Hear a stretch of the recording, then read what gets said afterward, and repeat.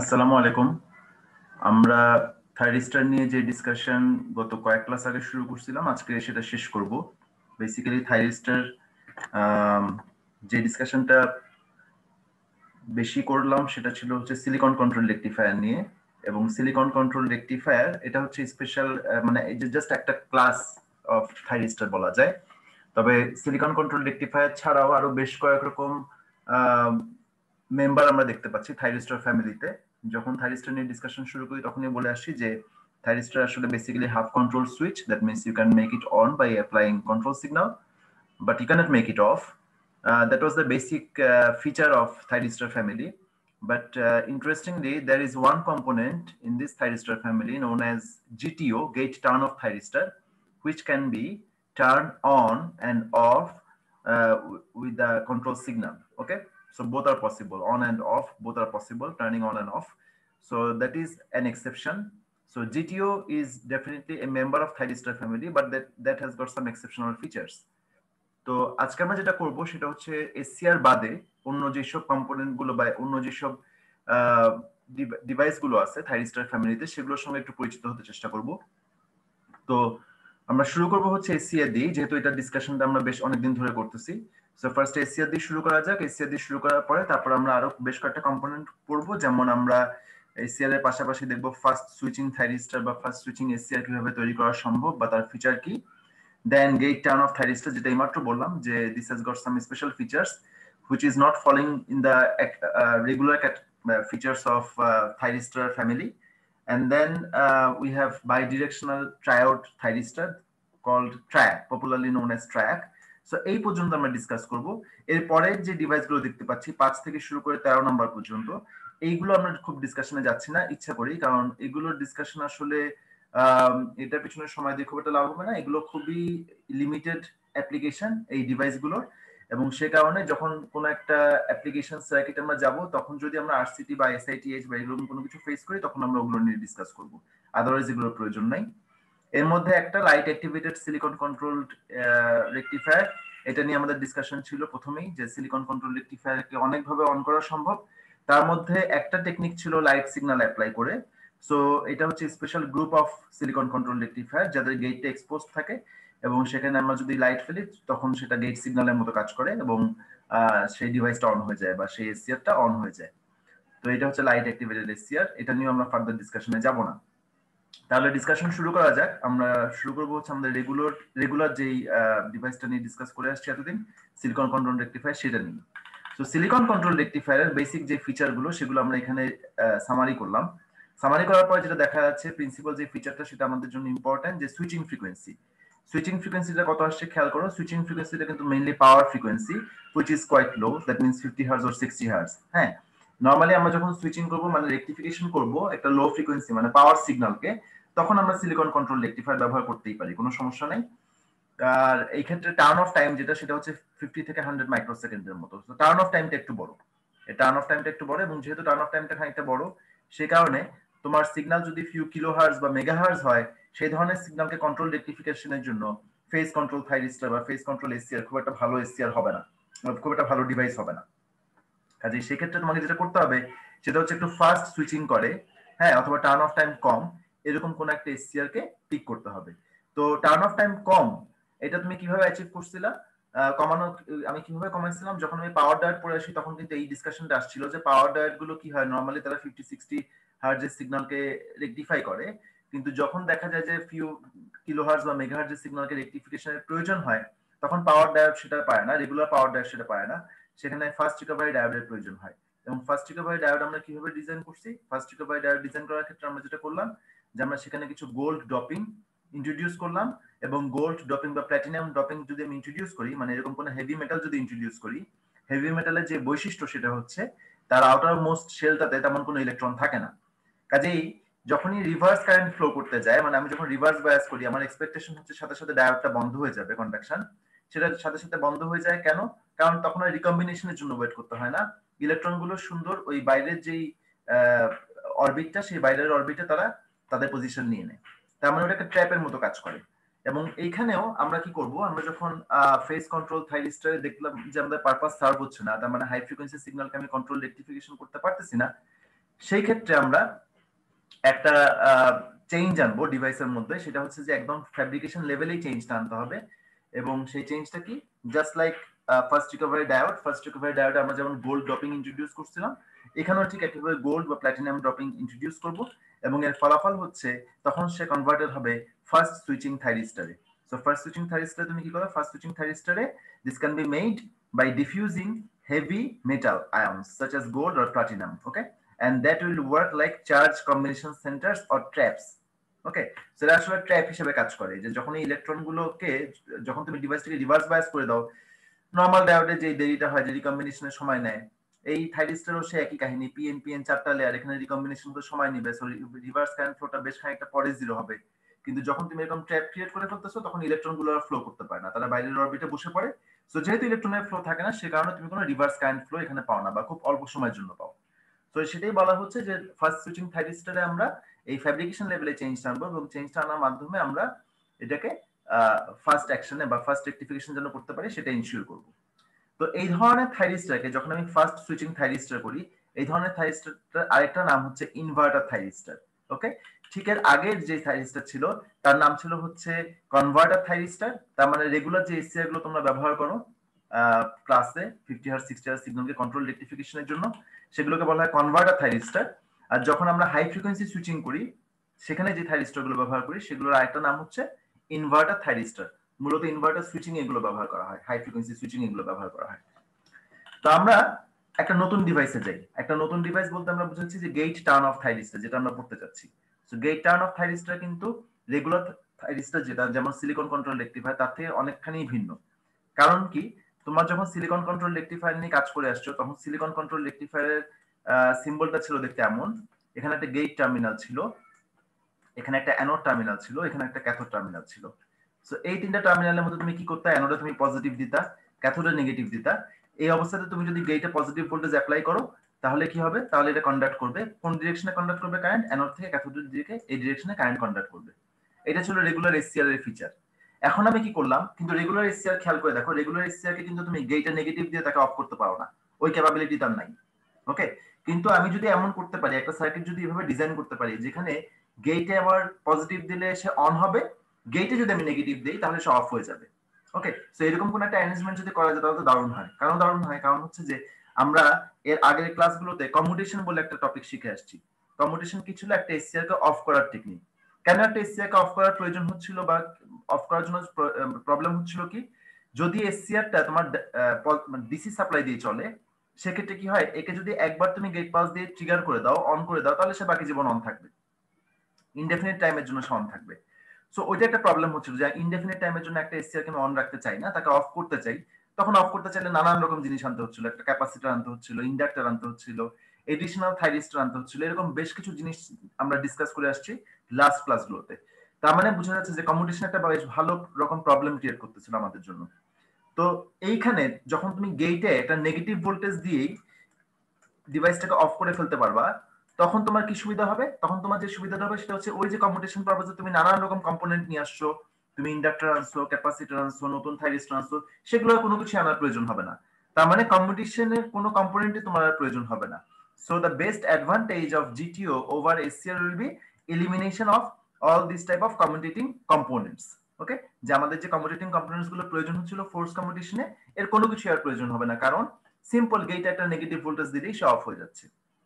এবং যেহেতু তোমার কম্পিউটিং কম্পোনেন্ট গুলোর প্রয়োজন হচ্ছে না, কাজে স্বাভাবিকভাবে সার্কিট সাইজটা বা ভলিউমটাও কিন্তু কমে আসবে, তাই না, কম্পোনেন্ট তো কিছু কম লাগতেছে, সে কারণে তার ভলিউমটাও বা সাইজটাও, সে যে স্পেসটা নিয়ে থাকতো সেটাও কিন্তু বেশ খানিকটা কমে আসবে, রিডিউসড হবে। আচ্ছা, আমরা একটু দেখতে চাই যে তাহলে থাইরিস্টার যখন আমরা তাকে বলতেছি জিটিও, তার সিম্বলটা কেমন হবে দেখতে, এবং তার আইভি ক্যারেক্টারিস্টিক্স গ্রাফটা কেমন হবে সেগুলো একটু দেখতে চাই। সো ফার্স্টে আসো তার সিম্বলটা একটু দেখি। সিম্বলটা কেমন দেখতে, আমাদের নরমাল এসটিআর এর সিম্বল কিন্তু দেখতে ছিল হচ্ছে এরকম, এই যে এখানে যেটা ড্র করা আছে, খেয়াল করে দেখো, একটা অ্যানোড টার্মিনাল, একটা ক্যাথোড টার্মিনাল এবং একটা গেট টার্মিনাল।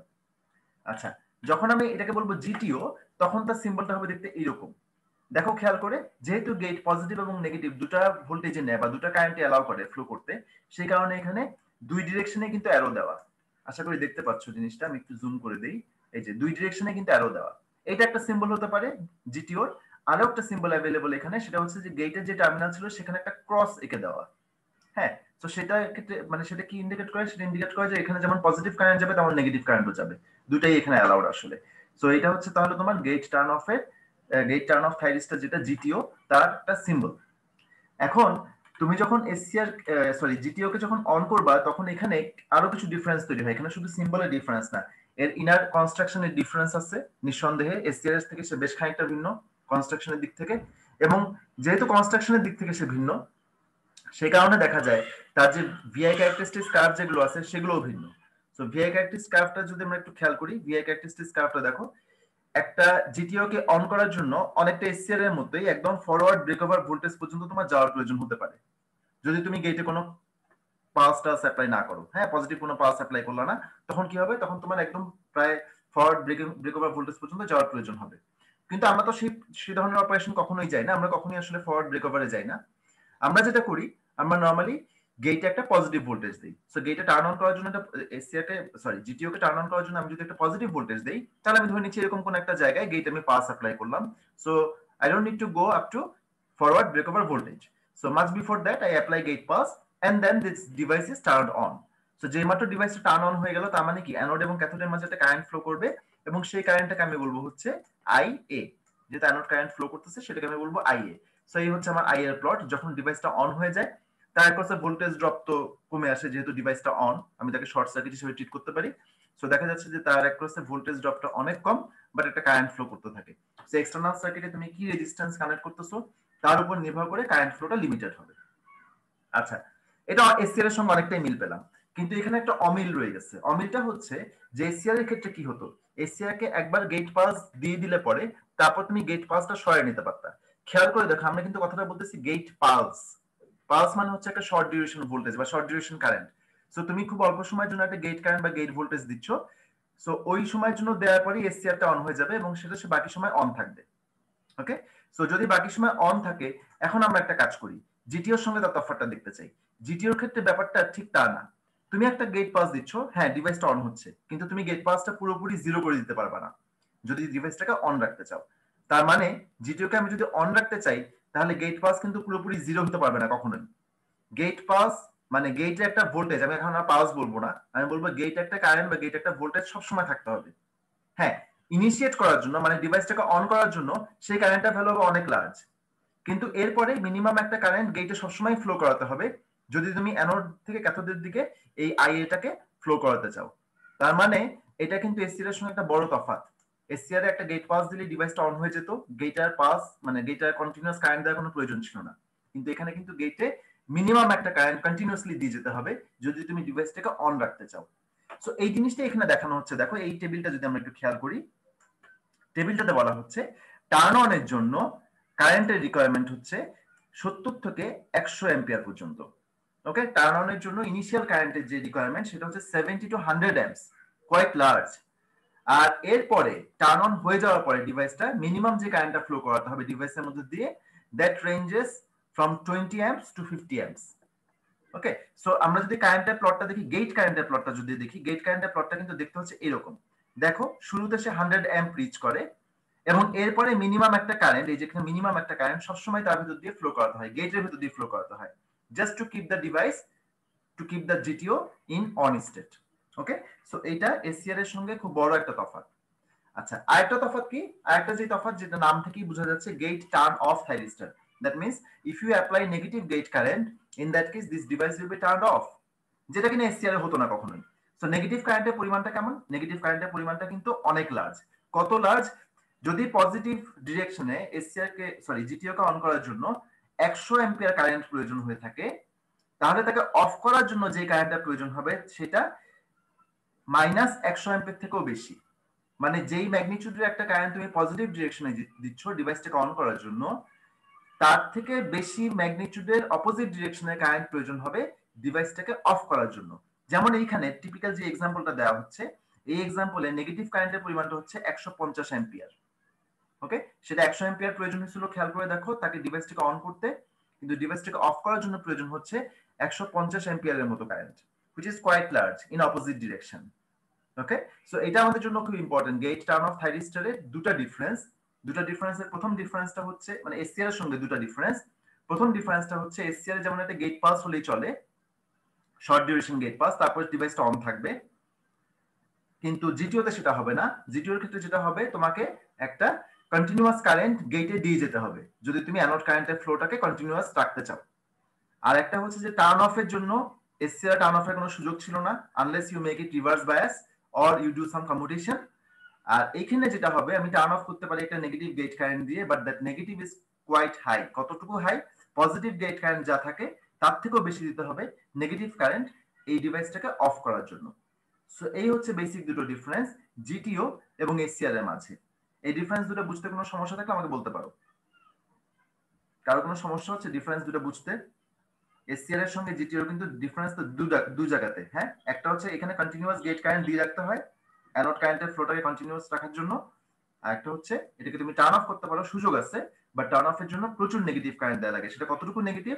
সেটা পজিটিভ কারেন্ট তুমি যেটা দিবা অন করার জন্য তার থেকেও বেশি নেগেটিভ ম্যাগনিটিউডের হিসাবে। আমরা এর কনস্ট্রাকশনটাতে যাই। এর কনস্ট্রাকশনটা তাহলে কিরকম? নিশ্চয়ই কনস্ট্রাকশনে এমন কিছু আছে যে কারণে তার এই ফিচারগুলো আমরা অ্যাচিভ করছি, তাই না? তাহলে কনস্ট্রাকশনটা দেখা যাক।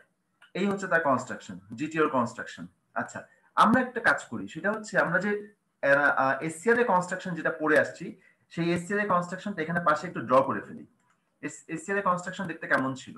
এসসিআর এর কনস্ট্রাকশন ছিল দেখতে এরকম। আমরা এসসিআর এর কনস্ট্রাকশনটা ড্র করি, মানে লেয়ার বাই লেয়ার যেটা ছিল কনস্ট্রাকশন সেটা একটু ড্র করি।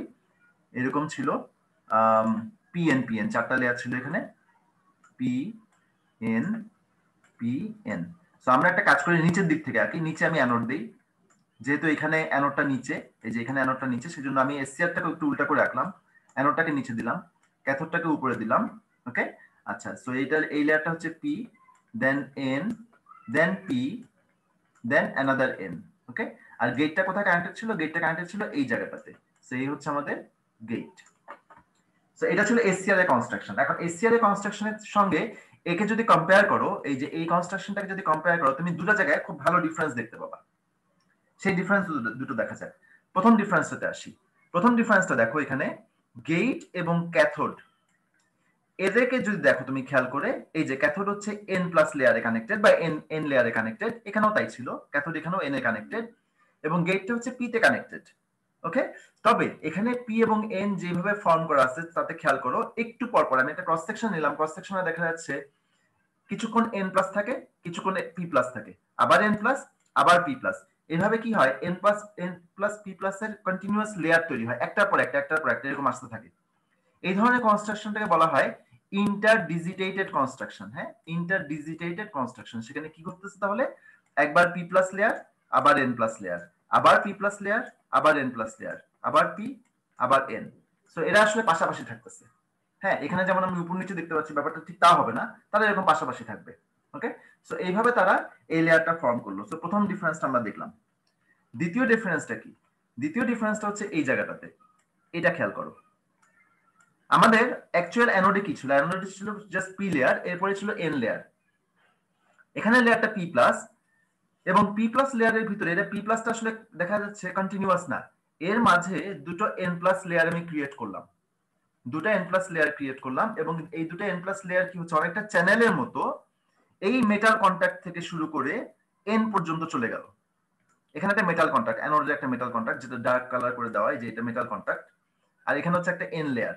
সো এই মেটাল লেয়ারকে এন লেয়ারের সঙ্গে কানেক্ট করতেছে হচ্ছে এই দুইটা এন প্লাস প্রজেক্টেড লেয়ারস। এরা অনেকটা চ্যানেলের মতো বিহেভ করে। ওকে, সো এন প্লাস এখানে একটা, এখানে আরেকটা এন প্লাস, এই দুটা লেয়ার এডিশনাল আমি নিয়ে আসলাম এই কনস্ট্রাকশনে। এখন কথা হচ্ছে এই দুটা লেয়ার আনার কারণে আমার ক্যারেক্টারিস্টিক্সে কি কি চেঞ্জ আসবে বা অপারেশনে কি কি চেঞ্জ আসবে। প্রথম যেটা আমরা এক্সপেক্ট করতেছি সেটা কি, সেটা হচ্ছে যে গেট টার্ন অফ থাইরিস্টরে নেগেটিভ গেট কারেন্ট দিলে বা নেগেটিভ গেট ভোল্টেজ দিলে থাইরিস্টরটা অফ হয়ে যায়। এটা কেন হয় সেটা আমরা প্রথমে দেখতে চাই। সো আমরা নেগেটিভ গেট ভোল্টেজ দিতে চাচ্ছি, গেটে নেগেটিভ দিলাম।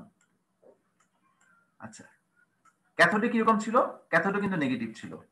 ওকে, অ্যানোডে ছিল হচ্ছে পজিটিভ।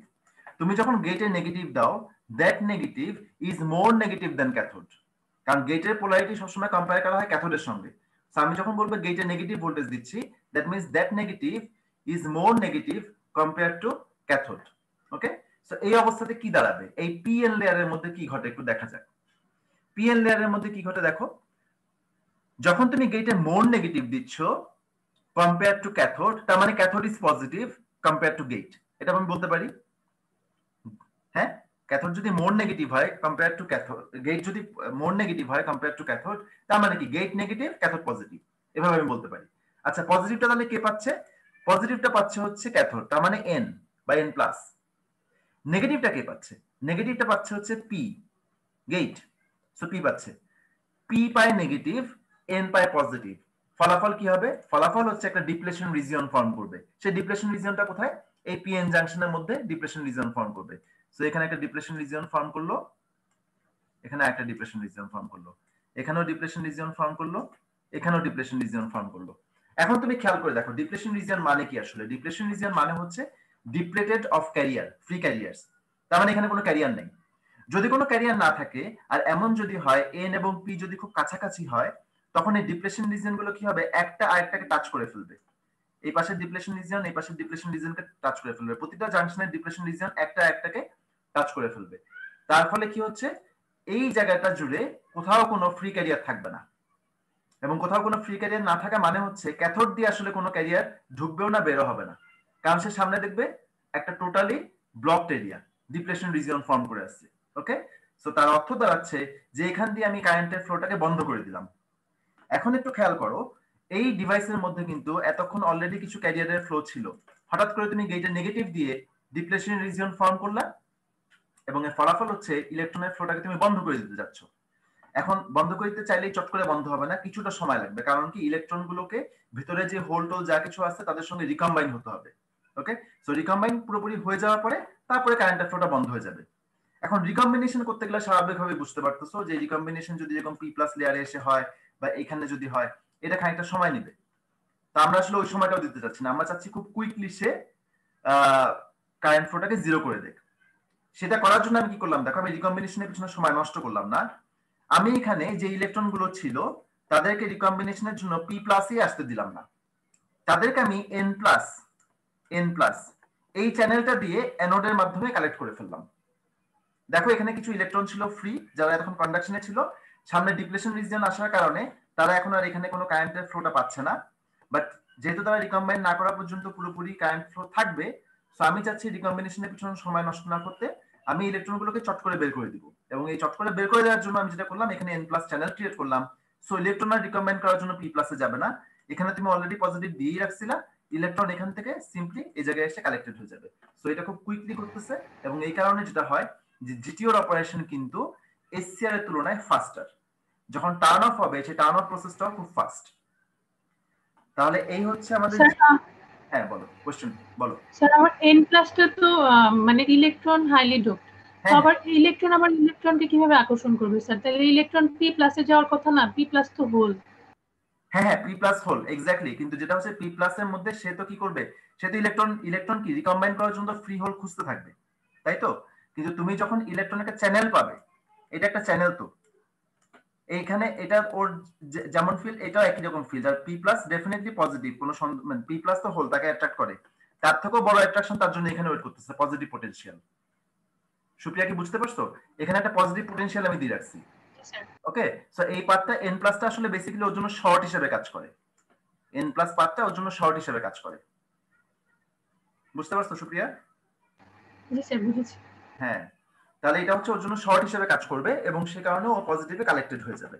সো এই পুরো প্রসেসটা একটু ফাস্টার করার জন্য আমি এই কাজটা করলাম। আদারওয়াইজ আমি যদি পি প্লাস রেখে দিতাম, এন প্লাস যদি ওই চ্যানেলগুলো যদি না দিতাম, তাহলে এই শর্ট পার্টটা সে পেতো না, এবং শর্ট পার্টটা না পেলে কিছুক্ষণ ওই পি প্লাস এর মধ্যে ঘোরাঘুরি করে রিকম্বিনেশনটা শেষ করতো সে, এবং তাতে কিছুটা সময় লাগতো আর কি। সো প্রসেসটা একটু স্লো হয়ে যেত। সো এই প্রসেসটা ফাস্ট করার জন্য আমরা আসলে এই এন প্লাস রিজিয়ন গুলোকে ইন্ট্রোডিউস করছি এটার ভিতরে। তো এই হলো তাহলে জিটিওর কনস্ট্রাকশন, এবং জিটিওর কনস্ট্রাকশনের সঙ্গে তার যেই ফিচারগুলো আমি দেখলাম তাদের সম্পর্ক। তো এটা যদি আমরা এই পর্যন্ত বুঝে থাকি, তাহলে আমরা জিটিও থেকে বের হব। জিটিও থেকে বের হয়ে আমরা আমাদের লাস্ট যে ডিভাইসটা নিয়ে ডিসকাস করবো আজকে, সেটা হচ্ছে ট্রায়াক। সো আমরা ট্রায়াকে চলে যাই।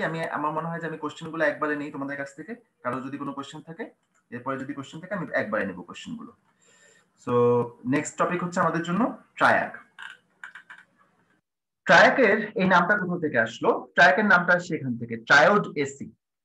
ওকে, ট্রায়োড এসি। সো ইন্টারেস্টিংলি ট্রায়াকের টার্মিনাল হচ্ছে তিনটা, এবং সে আসলে এসি সিগন্যাল নিয়ে ডিল করে। বেসিক্যালি ট্রায়াক যেটা, ট্রায়াকের এই ট্রায়োডের থেকে আসছে ট্রাই, এবং বাকি থাকে হচ্ছে এই এসি। সো এই দুটো শব্দের সংক্ষিপ্ত রূপ নিয়ে হচ্ছে ট্রায়াক। সো ট্রায়াক কি করবে? ট্রায়াক আসলে এসি সিগন্যাল নিয়ে ডিল করে। ট্রায়াক কিন্তু কোনো রকম রেকটিফিকেশন করে না। হ্যাঁ, সো ট্রায়াকের কাজ কিন্তু রেকটিফিকেশন না, ট্রায়াকের কাজ হচ্ছে এসি ভোল্টেজটাকে কন্ট্রোল করা। যেমন এসি লোডে পাওয়ার কতটুকু যাবে সেটা সে ডিসাইড করবে, পজিটিভ সাইকেল থেকে কতটুকু পাওয়ার নেবে, নেগেটিভ সাইকেল থেকে কতটুকু পাওয়ার নেবে। বাট সে পাওয়ার দুটো জায়গা থেকে নিবে, পজিটিভ এবং নেগেটিভ দুটো সাইকেল থেকে সে পাওয়ারকে লোডে ট্রান্সফার করবে। এমন না যে সিলিকন কন্ট্রোল রেকটিফায়ারের মতো সে শুধু পজিটিভ সাইকেলটাকে ট্রান্সফার করে নেগেটিভটাকে ব্লক করে দেয়, ব্যাপারটা তা না। সে আসলে দুটো সিগন্যাল কি পাঠায়, বা দুটাকেই কন্ট্রোলড ওয়েতে পাঠায়। হ্যাঁ, এসসিআর এ যেমন আমরা শুধু পজিটিভ সাইকেলটাকে কন্ট্রোল করি, নেগেটিভটাকে টোটালি ব্লক করে দিই, এ কি করে এই পজিটিভ সাইকেলটাকেও কন্ট্রোল করতে পারে, নেগেটিভটাকেও কন্ট্রোল করতে পারে।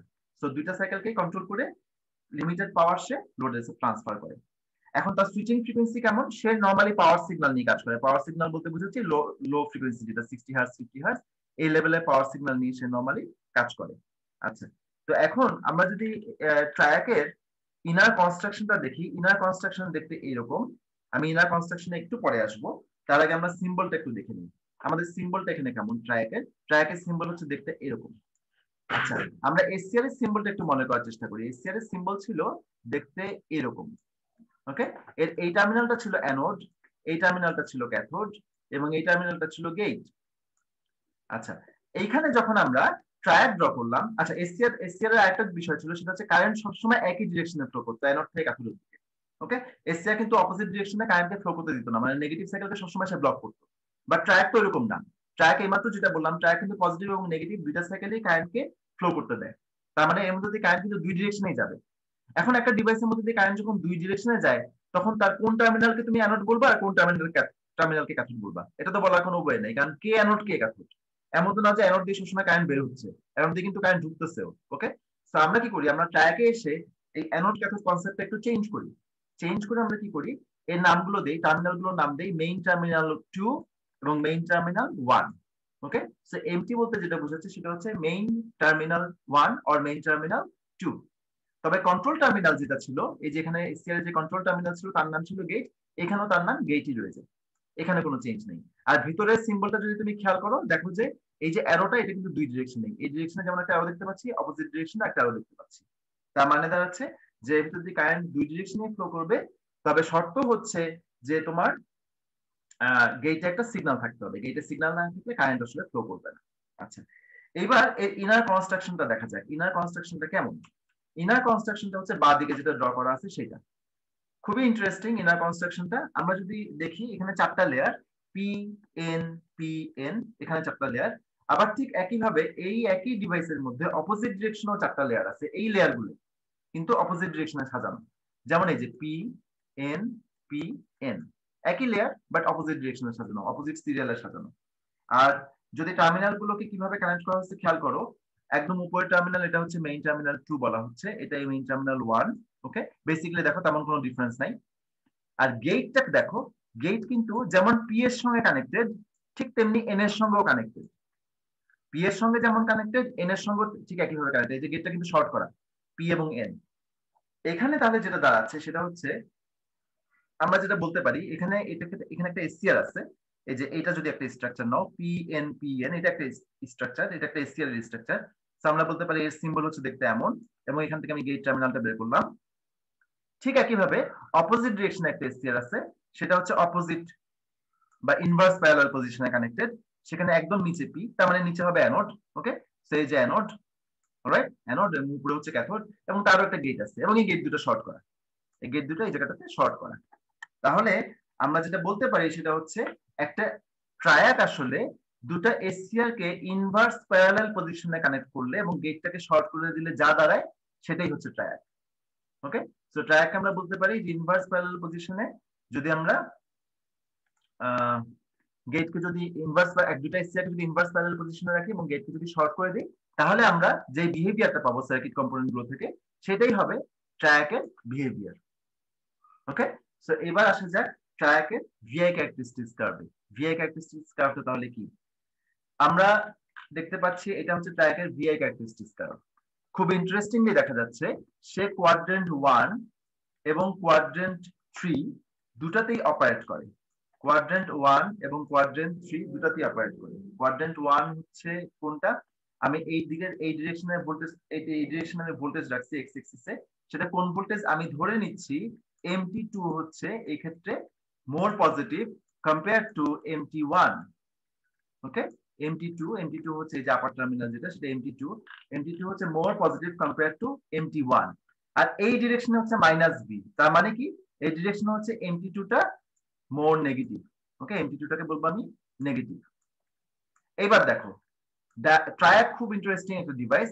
সে কি করে, সে MT2 পজিটিভ হলেও কন্ডাক্ট করবে, MT2 নেগেটিভ হলেও কন্ডাক্ট করবে, শুধু শর্ত হচ্ছে একটা গেট পাস থাকতে হবে। এবার আসো গেট পাসও পজিটিভ হলেও সে কন্ডাক্ট করবে, নেগেটিভ হলেও সে কন্ডাক্ট করবে। তার মানে all possibilities are there for conduction. হ্যাঁ, যেমন এখানে দেখো, ফার্স্ট আমরা এইটা যদি দেখি, এটা খেয়াল করি, কি বলছিলাম শুরুতে, MT2 হচ্ছে পজিটিভ। আমি একটু জুম করে নিই, খেয়াল করো, আমি প্রথমে বলছি MT2 কিন্তু পজিটিভ, এই যে positive. Okay, compare to MT1। গেটে কি করলাম, পজিটিভ গেট পাস দিলাম, এটা পজিটিভ, তাই না? তাহলে কি হচ্ছে, সেটা কন্ডাক্ট করলো। আচ্ছা, দেখো আবার সেকেন্ড কেসটা দেখো, এখানেও কিন্তু MT2 পজিটিভ, এই যে এটা কোয়াড্রেন্ট 1 এ MT2 সবসময় পজিটিভ, গেট পাস কি দিচ্ছ, নেগেটিভ, তাও সে কন্ডাক্ট করবে, কোনো সমস্যা নেই। কন্ডাক্ট করার সময় কি করবে, কন্ডাক্ট করার সময় যেহেতু MT2 পজিটিভ, সে কারণে কন্ডাকশনের ডিরেকশন হবে এইটা, ওকে, যেহেতু MT2 পজিটিভ। এবার আসো এখানে কি হচ্ছে, আমি যেটা বললাম MT2 হচ্ছে নেগেটিভ, MT2 যদি নেগেটিভ হয়, এই যে MT2 কে আমি দিয়ে রাখছি নেগেটিভ, অলরাইট, এখানেও MT2 নেগেটিভ। কি করলাম, প্রথম কেসে গেট পাস দিলাম নেগেটিভ দিলে কন্ডাক্ট করে, যেহেতু MT2 নেগেটিভ বলছি, সে কারণে কন্ডাকশনের ডিরেকশন হবে এইদিকে। সেকেন্ড কেসটাতে আসো, এই যে এই কেসটা, এখানে কি হচ্ছে, আবারও MT2 নেগেটিভ, গেটে কি করলাম, পজিটিভ পাস দিলাম, আবারও কন্ডাকশন করলো, কোন দিকে, অপোজিট ডিরেকশনে। ওকে, সো কারেন্ট নির্ভর করবে আসলে তোমার সাপ্লাই পোলারিটির উপর নির্ভর করে কারেন্টের ডিরেকশন ঠিক হবে। তবে কারেন্ট আদৌ ফ্লো করবে কি না করবে সেটা নির্ভর করবে হচ্ছে গেট পাসের উপরে। আবার গেট পাস পজিটিভ দিলেও সে কন্ডাক্ট করবে, নেগেটিভ দিলেও সে কন্ডাক্ট করবে। গেট পাস তুমি কোশ্চেন করতে পারো যে স্যার পজিটিভ গেট পাস দিলেও কন্ডাক্ট করে, নেগেটিভ গেট পাস দিলেও কন্ডাক্ট করে, এটা কিরকম একটা অদ্ভুত ব্যাপার হলো। তুমি যদি একটু দেখো এখানে এই কনস্ট্রাকশনটা দেখো, তুমি দেখো খেয়াল করি, গেটটা কিন্তু একই সঙ্গে পি এর সঙ্গেও কানেক্টেড, এন এর সঙ্গেও কানেক্টেড। ওকে, সো তুমি গেটে পজিটিভ দিলে এই জাংশন ফরওয়ার্ড বায়াস হয়ে যায়, তুমি গেটে নেগেটিভ দিলে এই জাংশন ফরওয়ার্ড বায়াস হয়ে যায়। ওকে, সো সামহাউ জাংশন সে ফরওয়ার্ড বায়াস করবে এবং ফলাফল হচ্ছে কারেন্ট কন্ডাক্ট করবে। অলরাইট, সো এটা আমাকে খেয়াল রাখতে হবে যে যখন আমরা কন্ডাকশনে যাওয়ার জন্য শর্ত হচ্ছে একটাই, যে তোমার MT2 MT1 এর মাঝে একটা ভোল্টেজ থাকতে হবে এবং গেটে একটা পালস দিতে হবে, এই পর্যন্তই। কিন্তু কার পোলারিটি কি হবে কোনো কিছু ডিফাইন নেই। MT2 এর যা পোলারিটি হবে সেই অনুযায়ী কারেন্টের ডিরেকশন ঠিক হবে, তবে গেটে পালস থাকলেই হলো, পজিটিভ নেগেটিভ কিছু যায় আসে না। তো এই কাজটাই আমরা করলাম হচ্ছে এই সার্কিটে। কোশ্চেন আছে? জি স্যার, একটা কোশ্চেন ছিল। হ্যাঁ, কোশ্চেন করো স্যার একটু যে ফিজিক্যাল ডিজাইনটা যেতে পারবেন উপরের স্লাইডে? ও কনস্ট্রাকশনটা, আচ্ছা জি স্যার, কনস্ট্রাকশন যাচ্ছি। হ্যাঁ আসলাম, বলো। স্যার এখানে আমি যদি নেগেটিভ দেই তাহলে তো আমার হচ্ছে স্যার এই যে পরেরটা হচ্ছে মানে রাইট সাইডের যেটা সেটা অন হবে। হ্যাঁ আচ্ছা, আমি বোধহয় জাংশনটা বোধহয় ভুল রেখেছি, জাংশন এটা অন হবে। জি স্যার, কিন্তু আমি তো স্যার MT2 তে দিচ্ছি পজিটিভ, তাহলে আমার এই প্রথম যে জাংশন সেটা তো স্যার রিভার্স বায়াস হয়ে যাচ্ছে। ও আচ্ছা আচ্ছা, বুঝতে পারছি। হ্যাঁ, আমি যে স্ট্রাকচারটা আসছি না তোমাদের এইখানে, যে ফিজিক্যাল কনস্ট্রাকশনটা আছে, এটা ওয়ে টু সিম্পল আর কি। তোমাদের পুরোনো যে স্লাইডটা দেওয়া ছিল সেই স্লাইডে দেখবা যে এটা একদম পুরো মিলেমিশে একাকার যাকে বলে আর কি, বুঝতে পারছো? তো এটা আসলে কমন ক্যারিয়ারই ফ্লো করবে পুরো ডিভাইসটার মধ্যে দিয়ে। এটা মানে এখানে যে সেপারেশনটা দেখানো হচ্ছে, এই সেপারেশনটা আসলে শুধুমাত্র এই মানে ইকুইভ্যালেন্ট সার্কিটটা বিল্ড আপ করার জন্য এই সেপারেশনটা দেখানো হচ্ছে। ইনফ্যাক্ট এই ধরনের কোনো সেপারেশন থাকে না। আমি তোমাকে বুঝতে পারছি। আমি একটা কাজ করি, আমি স্ক্রিন শেয়ারিং যেহেতু আছি, আমি ওই পুরোনো সার্কিটটা একটু তোমাদের দেখাই। এখানে ছিল হচ্ছে সম্ভবত এটা, দেখি এটা আসছে কিনা, মডিফাই করছি তো বেশ খানিকটা।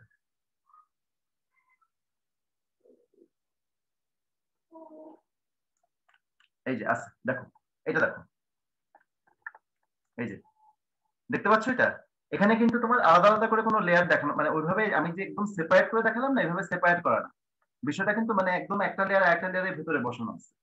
ঠিক আছে, তো সামহাউ কোন একটা জাংশনে ক্যারিয়ার ফ্লো করে মানে আসলে গোটা ডিভাইসের মধ্যে দিয়ে ক্যারিয়ার ফ্লো করছে।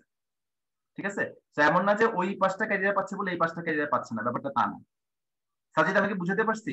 মানে কমন ক্যারিয়ার মোটামুটি বুঝেছি স্যার। হ্যাঁ, কমন ক্যারিয়ার ফ্লো করবে সবগুলো জাংশনের ভিতর দিয়ে, যে মানে জাংশন সামহাও অন করতে পারলেই হলো, বিষয়টা এরকম, যে কোনো একটা জাংশন সামহাও অন করতে পারলেই হলো, কারেন্ট কন্ডাকশনে চলে যাবে। তো এইটার যে কনস্ট্রাকশনটা এটা একটু মানে কমপ্লেক্স বলেই আমরা সিম্পলিফাইড করে দিয়েছি, এই যে এটা একটু সিম্পলিফাইড। তবে তার অর্থ এটা যে আবার সিম্পলিফাই করতে যাই ওই যে ভুল বুঝলে চলবে না, যেটা খেয়াল রাখতে হবে সেটা হচ্ছে বেসিক্যালি আসলে পি এবং এন তারা তাদের মানে লেয়ার গুলো আমি যদি দেখি তাদের লেয়ার গুলো আসলে এইভাবে, ঠিক আছে? মানে স্যার তারা দুজন আসলে সেপারেটেড না, তারা একসাথেই অ্যাড করা দুইটা। এক্স্যাক্টলি তারা সেপারেটেড না, সেপারেটেড করছি আমি শুধুমাত্র তার ইকুইভ্যালেন্ট সার্কিটটা ডেভেলপ করার জন্য, বুঝছো? আচ্ছা, তাহলে আমরা এখানে ছিলাম, এই জায়গাটাতে ছিলাম। আমরা কি করলাম, আমরা গেটে পাস দিলাম, গেটে পাস দিলে পরে যেমন এই এক্সাম্পলটা আমরা দেখি যে এটা খুব সিম্পল একটা সার্কিট, এসি সোর্স, এখানে একটা লোড কানেক্ট করা এবং সুইচ হিসেবে একটা ট্রায়াক ব্যবহার করলাম আমরা। ওকে, তো এখন ডিপেন্ড করে যে লোডের পজিটিভ সাইকেল যদি আসে তখন কারেন্ট ফ্লো করবে এই ডিরেকশনে, provided that you have applied some gate pass.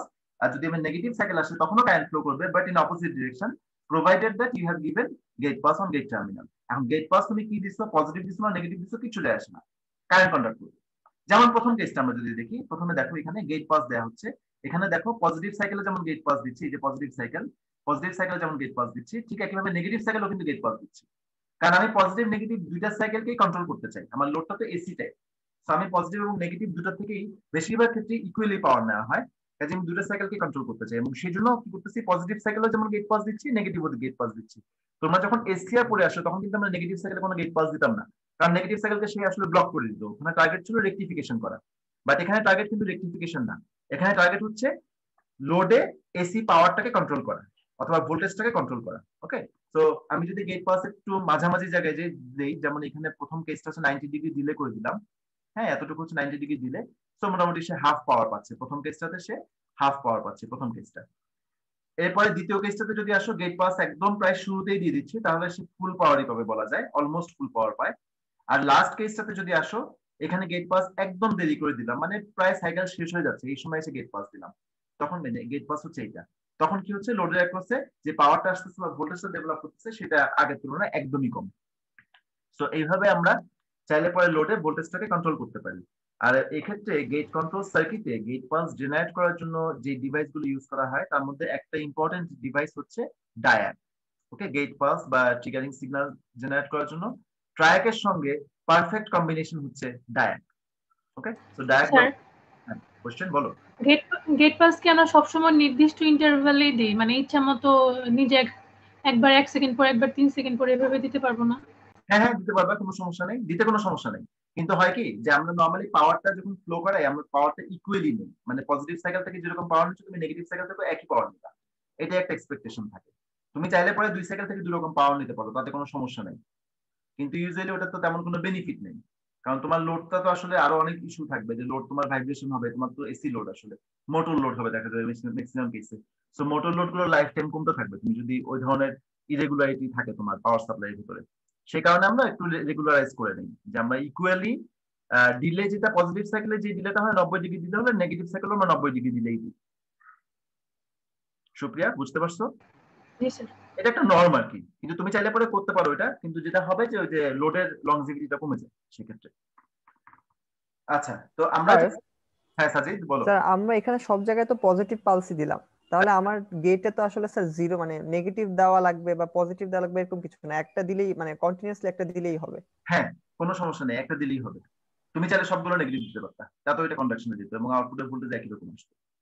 তাহলে স্যার এই যে গেটে যে আমার পজিটিভ বা নেগেটিভ, এটা আসলে আমার এই ফিচারটা আসলে খুব ইম্পর্টেন্ট কিছু না, মানে খুব ইম্পর্টেন্ট কিছু না, আবার একই সঙ্গে ইম্পর্টেন্ট। যেমন আমরা যখন ডায়াক ট্র্যাকের সার্কিটটা দেখবো, ট্র্যাকের সার্কিট আমরা ইনশাআল্লাহ নেক্সট লেকচারে দেখবো, যখন আমরা ট্রিগারিং ডিভাইস গুলো ডিসকাস করবো সেই সময়টাতে, তখন দেখবা যে ডায়াক কিন্তু প্রডিউস করে পজিটিভ সাইকেলে পজিটিভ গেট পালস প্রডিউস করে, নেগেটিভ সাইকেলে নেগেটিভ গেট পালস প্রডিউস করে। সো ট্রায়াক যদি নেগেটিভ সাইকেলে অন না হতো বা যদি কাজ না করতো তখন কিন্তু ডায়াকটাকে আমরা কাজে লাগাতে পারতাম না, বুঝতে পারছো? তো সেই কারণে দেখা যাচ্ছে যে ওই যে নেগেটিভ গেট পাস নেয়, এটা ডেফিনেটলি একটা ভালো ফিচার আমাদের জন্য, যেহেতু সে নেগেটিভ গেট পাস অন হতে পারে আর কি, এই ফিচারটাকে আমি কাজে লাগাতে পারি। যদিও তোমার এখানে যে এক্সাম্পলটা ড্র করা আছে এখানে সবগুলোই পজিটিভ গেট পাস, সবগুলো পজিটিভ না হলো। আর কোনো কোশ্চেন? হাবিবা কোনো কোশ্চেন? আচ্ছা, কোশ্চেন মনে হয় নাই। আর কারো কোনো কোশ্চেন আছে কি? আমরা আসলে একদম শেষে চলে আসছি। তো আমরা যদি দেখি এখন ট্র্যাক এবং ট্র্যাক যেটা বললাম, ট্র্যাক বললাম আমরা এন্টি প্যারালাল বা ইনভার্স প্যারালাল পজিশনে দুটো এসসিআর এর সঙ্গে তাকে আমি ইকুইভ্যালেন্ট সার্কিট হিসেবে চিন্তা করতে পারি একটা ট্র্যাকের। তবে এখানে কিছু ডিসঅ্যাডভান্টেজ আছে ট্র্যাকের। মানে রিয়েলিটিতে তুমি যদি দুটা এসসিআর কে ইনভার্স প্যারালাল পজিশনে কানেক্ট করে কাজ করাতা, আর তার বদলে তার যে ইকুইভ্যালেন্ট বললাম যে ট্র্যাক দিয়ে যদি তুমি কাজ করাও, এই দুটোর মধ্যে কিন্তু বেশ খানিকটা ডিফারেন্স আছে। ডিফারেন্স গুলো হচ্ছে এরকম যে আমরা একটা এসসিআর কে বন্ধ করার জন্য আসলে কতটুকু সময় পাই বলো? Positive cycle, negative cycle, positive negative. একটা এসসিআর ধরে নাও তোমার পজিটিভ সাইকেলে কন্ডাকশন শুরু করলো, সে অফ হওয়ার জন্য কতটুকু সময় পাবে? নেক্সট পজিটিভ না আসা পর্যন্ত তো সে নিশ্চয়ই অফ হওয়ার জন্য সময় পাচ্ছে না, বলো তো?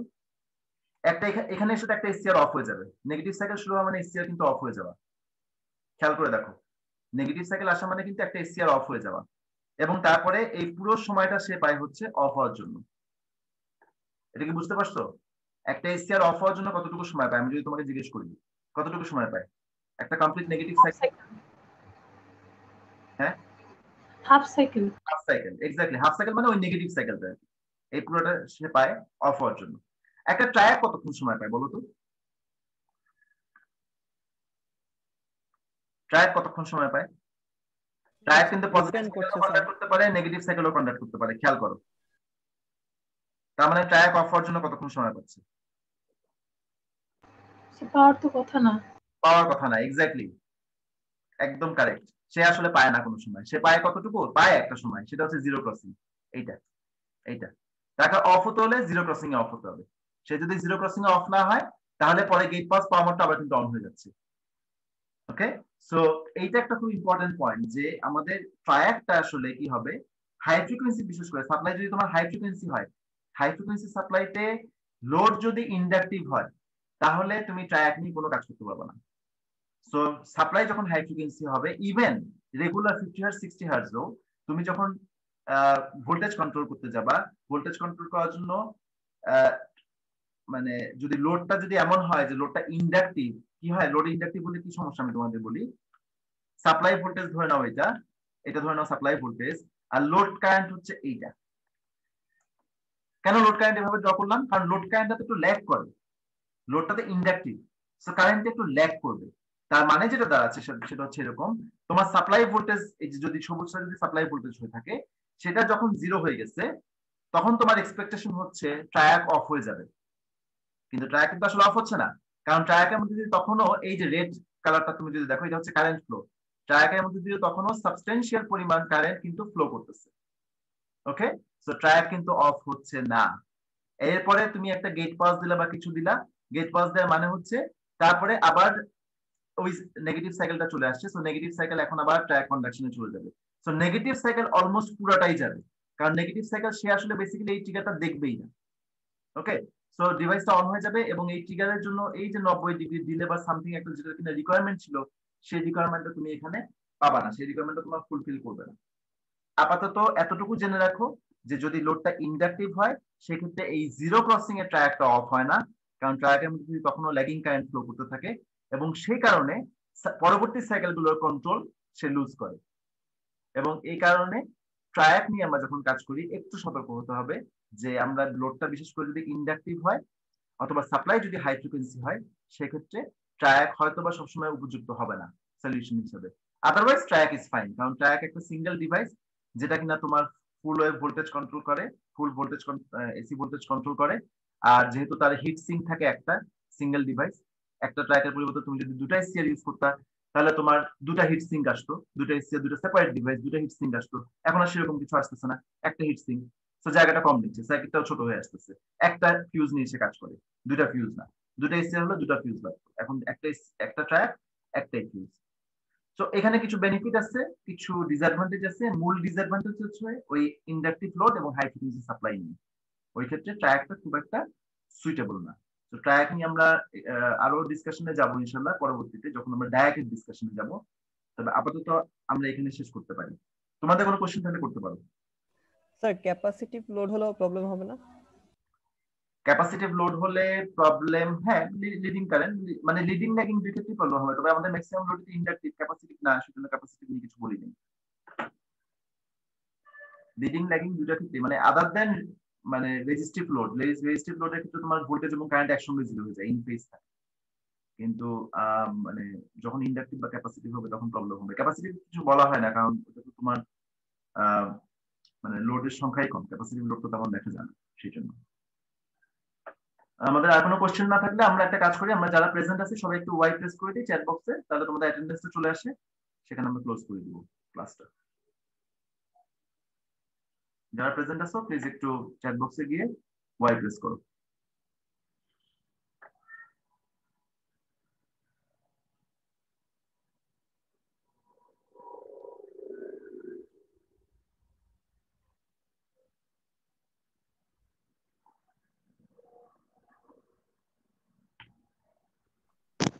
স্যার এটার ক্ষেত্রে এই যে হাই ফ্রিকোয়েন্সি এই জিনিসটা স্যার কিভাবে হচ্ছে, মানে স্যার ধরেন এখানে যদি কোনো কারণে 50 বা 100 ফ্রিকোয়েন্সি হয় 50 না 50 হার্টজে তো তার কোনো সমস্যা নেই, সমস্যাটা স্যার 100 স্যার মানে 100 বা 100 হার্টজে যেটা হবে যে যেহেতু তোমার ওই যে হাই ফ্রিকোয়েন্সি তে ওই যে হাই ফ্রিকোয়েন্সি হলেই শুধু হবে না, হাই ফ্রিকোয়েন্সি এন্ড মানে ইন্ডাকটিভ লোড বা ল্যাগিং লিডিং একটা ইস্যু যেখানে থাকবে সেখানে প্রবলেম হবে, আদারওয়াইজ সমস্যা নেই।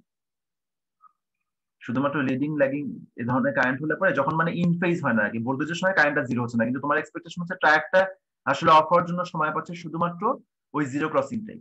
তো জিরো ক্রসিং এ যদি কারেন্ট ভ্যালুটা জিরোতে না নামে তখন প্রবলেম হয়ে যাবে, এটাই বলা হচ্ছে। এই জিরো ক্রসিংটা কি ডিটেক্ট করে হচ্ছে কি ওই যে ডায়াক, যেটা আমি স্যার কন্ট্রোল করতেছি, মানে গেটের যেটা দিয়ে আমি কন্ট্রোল করতেছি স্যার, ওই ডায়াকের উপর নির্ভর করতেছে স্যার এই জিরো ক্রসিংটা। ঠিক স্যার যেই সময়টাতে জিরো ক্রসিংটা আসতেছে ওই সময়টাকে যদি স্যার আমি ডায়াকটা অফ করে দিই তাহলে কি স্যার পুরো অফ হয়ে যাবে, ট্র্যাকটা অফ হয়ে যাবে? ট্র্যাকটা অফ হবে ঠিক না, আমরা আসলে ডিসকাশনটা ওই জায়গাতে নিয়ে যাব। তুমি যেটা জানতে চাচ্ছ সেটা আসলে ডায়াকের অপারেশনটা তাহলে আমাকে একটু বুঝতে হবে। তো ডায়াকটা আসলে সিনক্রোনাইজ থাকে, ট্র্যাককে যখন অন করা হয় প্রতি সাইকেলে পজিটিভ বা নেগেটিভ সাইকেলে, তখন কিন্তু ডায়াকটা সিনক্রোনাইজ থাকে, সেম সাপ্লাই আসলে আমরা ব্যবহার করি। তো আমার মানে ওই সার্কিটটা আমরা ডিসকাস করবো ইনশাআল্লাহ নেক্সট আমাদের যে মানে লেকচার গুলো, সেটা আসলে ট্রিগারিং সার্কিটের উপরে। তো যেটা মনে হয় যে আমাদের তোমার এই কোশ্চেনটা অ্যান্সার করতে হলে আমাকে ওই ডায়াকটা ডিসকাস করে অ্যান্সার করাটা বেটার। কোশ্চেনটা কি রূপম তুমি করছিলা? জি স্যার। হ্যাঁ রূপম, তাহলে আমি তোমার কোশ্চেনটা ওই সময় নিব, মানে ওই সময় আমরা ডিসকাস করবো। আমি যদি ইন কেস ভুলে যাই তাহলে আমাকে প্লিজ মনে করাই দিও, ঠিক আছে? ডায়াকটা ডিসকাস করে তারপর ডায়াকের সঙ্গে ট্রায়াকের রিলেশন বা অন অফ এর বিষয়টা ডিসকাস করবো। তো ঠিক আছে, আমরা আজকে 48 চলতে আসছে কিভাবে চ্যাট বক্সে? আমরা প্রেজেন্ট তো 48 না, আমরা প্রেজেন্ট হচ্ছে 34 এখন দেখতে পাচ্ছি আমি সহ। আচ্ছা এনিওয়ে করবো তো দুবার প্রেস করছে। ওকে তাহলে ভালো থাকো, ইনশাআল্লাহ পরে কথা হবে। আল্লাহ হাফেজ। আসসালামু আলাইকুম। সালাম।